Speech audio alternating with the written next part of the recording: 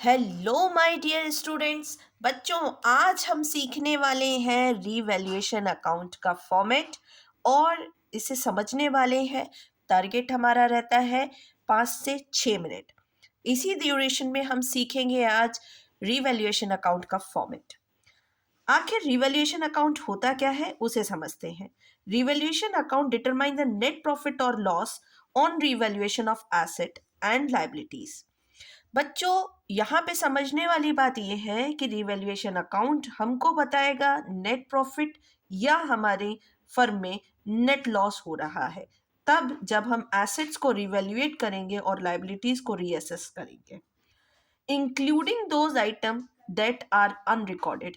उन भी आइटम्स को हम लोग इसमें इंक्लूड करेंगे जो कभी रिकॉर्ड ही नहीं हुए थे इनटू बुक्स। ठीक है ना, किसमें? बुक में रिकॉर्ड नहीं थे। आखिर बात आती है कि इसे हम कब प्रिपेयर करेंगे। तो हमें समझना है कि जब भी हमारा फर्म में एडमिशन जो है पार्टनर का होगा उस समय हम रिवैल्यूएशन अकाउंट प्रिपेयर करेंगे।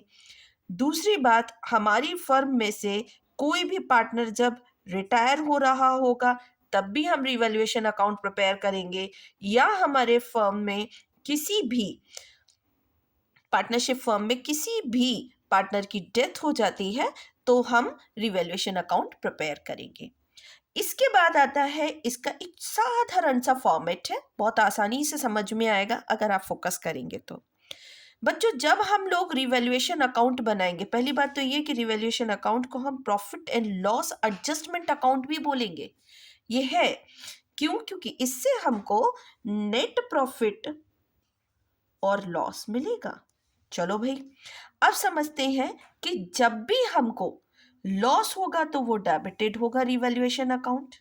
ध्यान से देखिए, जब भी हमें लॉस होगा तो डेबिटेड होगा और जब भी हमें गेन्स होंगे तो क्रेडिटेड होगा। बच्चों, यहाँ पर ध्यान से ये वाली बात समझना कि एसेट्स की वैल्यू जो है वो हम क्या कर रहे हैं, बच्चों? हम लोग एसेट्स की वैल्यू को क्या कर रहे हैं? माप रहे हैं, पुनः मूल्यांकन कर रहे हैं, पुनः मूल्यांकन कर रहे हैं। मतलब हमें यहाँ पर ये समझना है कि हम एसेट्स की वैल्यू को देख रहे हैं कि वो अब कितनी बढ़ गई या घट गई।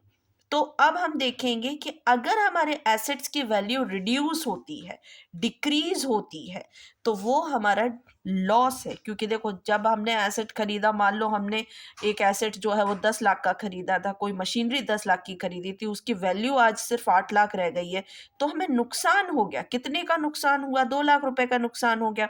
तो ऐसी सिचुएशन में जब एसेट्स की वैल्यू डिक्रीज होगी तो वो डेबिटेड होगा, क्योंकि ये हमारे लिए एक नुकसान है। ऐसे ही अगर हमारी लाइबिलिटीज इंक्रीज हो जाए तो ये भी हमारे लिए एक नुकसान है, तो ये डेबिट होगा। या हमने अपने बुक्स ऑफ अकाउंट में कोई लाइबिलिटीज को रिकॉर्ड ही नहीं किया था, आज जब हम रिवैल्यूएशन कर रहे हैं तो हमें पता चला कि हमारी अरे ये भी लाइबिलिटीज थी। वो लाइबिलिटीज जो मान लो कि हमारे कोई क्रेडिटर थे जो अनरिकॉर्डेड थे, आज जब हमने उनको रिकॉर्ड किया तो हमारी लाइबिलिटी रेज अप हो गई, और जब लाइबिलिटी रेज अप हो जाएगी वो अनरिकॉर्डेड लाइबिलिटी क्रिएट होगी, है ना। तो उसको जब हम यहाँ पर लिखेंगे तो हमारे लिए ये एक नुकसान की बात है, इसलिए ये डेबिट होगा। इसके बाद बच्चों बात आती है कि इसी को अगर हम अपोजिट बात करें, हम ये कहें कि हमारी एसेट्स की वैल्यू इंक्रीज हो गई, ठीक है, अप्रिशिएट हो गई, तो उस स्थिति में हमारे को फायदा हुआ। हमको क्या फायदा हुआ? गेन्स हो गए हमें।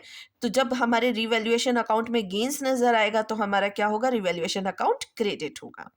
इसी तरीके से आगे बढ़ेंगे तो हम ये समझेंगे कि यदि लाइबिलिटी हमारी रिड्यूस हो गई, अभी यहाँ पर क्या था कि लाइबिलिटी इंक्रीज हो रही थी, यहाँ पर अगर हमारी लाइबिलिटी रिड्यूस हो गई, कम हो गई, तो ये हमारे लिए एक गेन वाली बात है, ये हमें फायदा है, तो उसको हम लोग क्रेडिट साइड में रिकॉर्ड करेंगे। अब वही वाली बात कि हमारे कोई एसेट्स ऐसे थे जो रिकॉर्ड ही नहीं हुए थे कभी, जिन्हें हमने बुक्स ऑफ अकाउंट में कभी रिकॉर्ड नहीं किया था। आज जब हम रिवैल्यूएशन अकाउंट बना रहे हैं तो उन्हें हम रिकॉर्ड कर रहे हैं, तो क्या होगा? हमारे एसेट्स जो है वो बढ़ जाएंगे, तो गेन हो गया, हमको ये फायदा हो गया।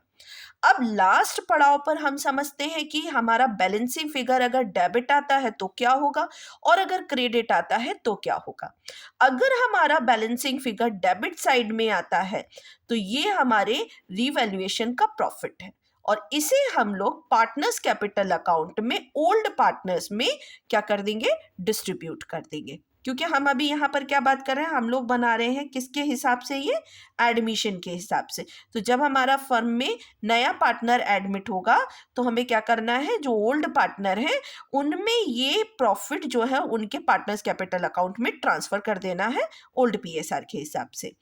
इसके बाद बच्चों अगर हम लोग ये वाली बात करें कि बैलेंसिंग फिगर इस तरफ आता है, मींस क्रेडिट साइड में आता है, तो वो हमारे रिवैल्यूएशन का लॉस है और वो लॉस जो है वो हम पार्टनर्स के कैपिटल अकाउंट में, लेकिन ध्यान रखने वाली बात ये है कि ओल्ड पार्टनर्स के कैपिटल अकाउंट में ट्रांसफर करेंगे। ठीक है बच्चों, तो ये हमारा क्या हो गया, रिवैल्यूएशन अकाउंट। और टारगेट था 6 मिनट का, इट्स कंप्लीटेड।